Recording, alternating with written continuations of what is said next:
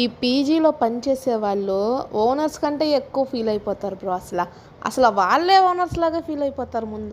మా పీజీలో self cooking ఎలా ఉందని తెలుసు కదా అందరికీ. సో ఎప్పుడు ఏదో ఒకటి కుక్ చేసుకుంటానే ఉంటాను. నేను ఇక్కడ పెట్టే ఫుడ్ తినలేనమాట.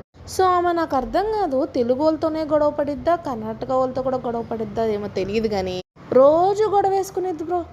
పొద్దున్నే వెళ్ళి నేను జావ చేసుకుంటుంటే నిన్నంట కుక్ చేసుకున్న వాళ్ళు టేబుల్ క్లీన్ చేయకుండా వెళ్ళారంట. దానికి వచ్చి నా మీద అరుస్తుంది.